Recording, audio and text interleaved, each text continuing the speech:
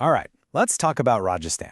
When you picture one of India's driest states, you're probably thinking about a constant, desperate struggle for water, right? And you'd be right. But what if I told you the problem there isn't just about having too little water? What if in some places they actually have too much? Yeah, it's a wild paradox, and we're going to unpack it. I know what you're thinking. That sounds completely impossible, right? How on earth can a place known for being a desert have a surplus of water? Well, that's the big question we're diving into today. And the answer, well, it's pretty amazing. It shows us how some incredibly powerful solutions can come from working with nature instead of trying to fight against it. And take a look at this. This right here is a huge part of the solution. It's called a check dam. Now, it looks pretty simple, doesn't it? Just a low wall across a stream. But don't let that fool you. This simple structure is at the heart of a powerful, community-led fight against water scarcity. Think of it as the first big piece of the puzzle we're putting together. So first up, let's tackle the problem that everyone expects to find in Rajasthan, that desperate lack of water. We're going to look at how one village decided to take this problem head-on with a solution that is just surprisingly simple. You know, the reality of water scarcity is just brutal. I mean, think about it. Farmers are forced to gamble everything, going deep into debt for these super expensive bore wells that might not even find water. It's a devastating risk. Meanwhile, it's often the women and children who have to walk for miles every single day just to fetch water. And of course, that hits livelihoods hard. If your cattle are thirsty, you're getting less milk. It's a vicious cycle. In fact, in the Karoli district, things got so bad the groundwater was officially classified as overexploited. They were literally running out. So what did they do? Well, they turned to this really elegant, traditional technology, the check dam. Now, the genius here is that it's not about building a giant reservoir to hold a lake's worth of water. No, the whole point is much simpler. It's just to slow down the monsoon rains, to hit the pause button on all that runoff, giving the water a chance to just sink back into the ground. It's like a sponge, helping to recharge the very groundwater that they were running out of. And that, right there, is the magic of it. See, the monsoon is this brief, totally intense storm of rain. A check dam basically traps that fleeting moment of abundance, and, well, it banks it underground. It's like a savings account for water. You're turning a few crazy weeks of rain into a lifeline that can last the whole year. And the results? Oh, they were absolutely staggering. Get this, a series of just 9 of these check dams, built by the community, by the way, created the potential to harvest 52 million liters of water. 52 million! That water directly helped 1,400 farming families. I mean, that's a game changer, giving them a level of water security they just didn't have before. And maybe even more impressive than that, 268 existing wells that were basically running on empty. They started to refill. The water table was rising again.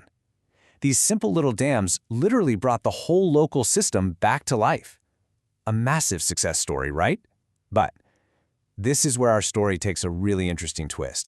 Yeah, because while this amazing small-scale water harvesting was solving scarcity in one place, huge, large-scale irrigation projects somewhere else in the region were creating the exact opposite problem, a dangerous surplus of water. So here it is, the paradox in a nutshell. We just talked about how to solve scarcity by getting more water into the ground, but now in these other areas, the problem is something called waterlogging, which is literally having too much water in the ground. So the whole challenge flips on its head. It's not about storing water anymore, it's about how in the world do you get rid of it? So this is what happens with these enormous canal projects, like the famous Indira Gandhi Canal project. The idea is great, right? Bring a ton of water into a dry region to make the desert bloom.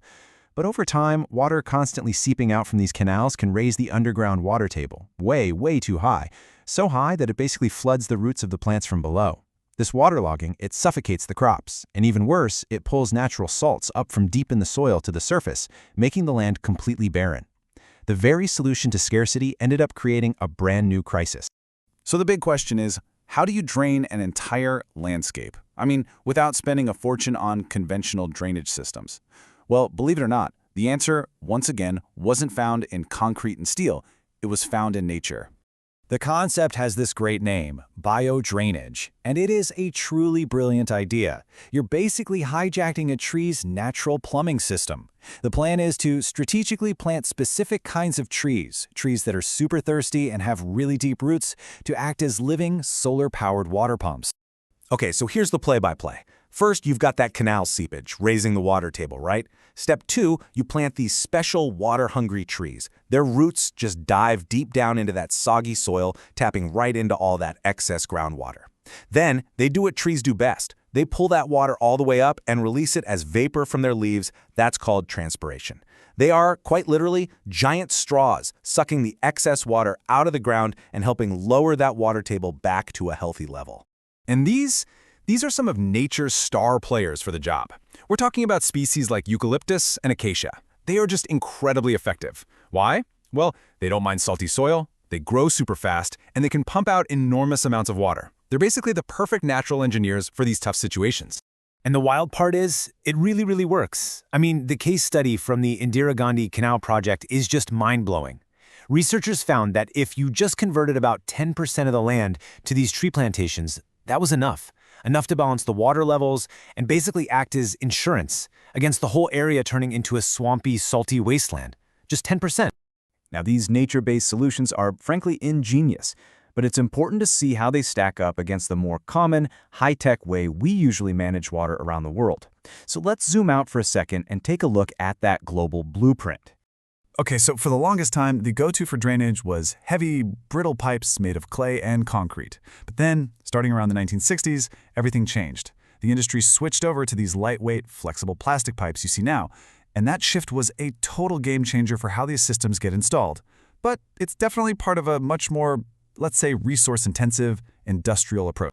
And yeah, the installation process has gone completely high-tech. We're a long way from a community project with shovels. We're talking about massive, modern trenching machines that use laser-guided systems to get the placement absolutely perfect. This is the world of big, heavy engineering. It's all about industrial scale and incredible, down to the millimeter precision. But make no mistake, this is not easy work. As this quote from a handbook on the topic makes clear, this is a complex, time-consuming process. It's incredibly high stakes. One tiny mistake can have disastrous and very, very costly consequences. And really, that level of complexity and expense is exactly why those simple, elegant, natural solutions we saw earlier are so powerful and so important. So there you have it, the story of Rajasthan's water paradox. It really shows us two very different paths, doesn't it? On one hand, you have massive, high-tech, expensive engineering, and on the other, you have these simple, local solutions that partner with nature. It's pretty clear proof that sometimes the most powerful answer isn't the most complicated one. And that kind of leaves us with a really big question to think about. In a world full of complex problems, what other elegant, powerful solutions from nature are we overlooking right now?